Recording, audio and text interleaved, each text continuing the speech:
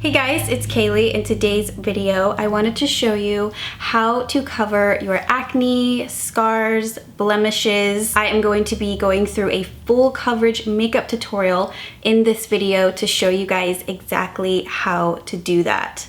I typically break out around that time of the month. During that week, I end up changing my skincare routine and everything to help combat the acne and prevent more from forming. So I went ahead and already cleansed my face, I toned, and I used my salicylic acid pads. I like the ones from Noxzema. Now I'm going to moisturize with my It Cosmetics Confidence in a Cream Transforming Moisturizing Super Cream. I do love this stuff, and it's really good if you have dry skin. I like to kind of pat around the eye area and then just really rub it in everywhere else. From using, acne treatments, they tend to dry out the skin. So to combat that, I like to mix an oil in. Just get like a little squirt of that. And then I just kind of gently pat that onto my face. And it just helps to replenish the moisture. And it feels great. This is just Marula Oil. Now you want to use a primer to help your makeup to last longer. It helps your foundation to go on more smoothly. I like these two when I am dealing with acne. They do such a good job of giving me the most smoothest skin. Both of these do a really great job of, kind of leveling and evening things out so that you can't tell that it's such a raised bump. So this is the Too Faced Primed Poreless Skin Smoothing Face Primer. And the other good one that I like is the Tarte Clean Slate Poreless 12-Hour Perfecting Primer. I'm gonna end up using the Too Faced Primed and Poreless. So I just smooth this all over nice and evenly. The foundation I'll be using today is the Milani Conceal and Perfect 2-in-1 foundation. I have mine in Warm Beige 05. So the reason I love this foundation for when I have acne is because it does an amazing job of covering it. It's also a very lightweight oil-free formula, so it doesn't clog your pores. Also, it is long-wearing, water-resistant, and sweat-proof. My favorite way to apply this is with a blending sponge. This is from Eco Tools. I like to focus the product, like when I first lay it down, on the spots that are the most red.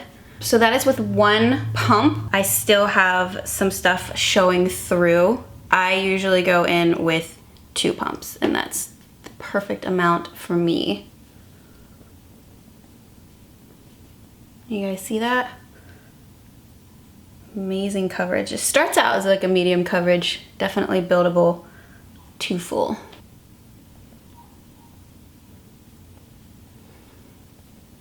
It Cosmetics Bye Bye Breakout Full Coverage Treatment Concealer. I have mine in medium tan. So this is really nice because it is a drying lotion and concealer all in one. I love the fact that you get that full coverage. It covers everything so nicely, but I'm still treating it at the same time, so it's helping it to fade and to go away.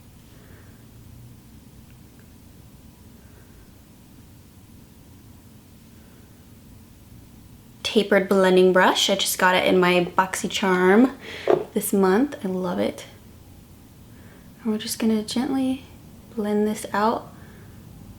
I start by blending it right where I put the dot, and then I'll just work it outwards. So that way it all just kind of fades nicely and you can't tell where you put that extra concealer.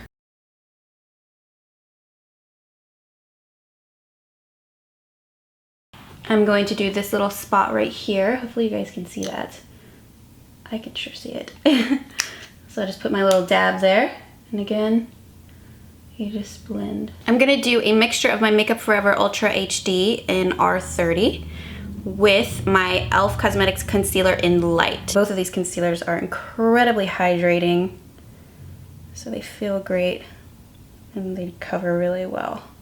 For the under eyes, I'm going to use my Catrice Cosmetics Prime and Fine Mattifying Powder. This is waterproof. Just looks like this.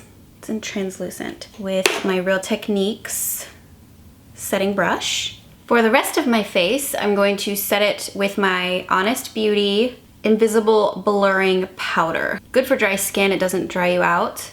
Buff this in so that the makeup stays in place. So I'm gonna work this e.l.f. contouring blush and bronzing cream in St. Lucia first on the outer corners. And I do like to just gently work this down.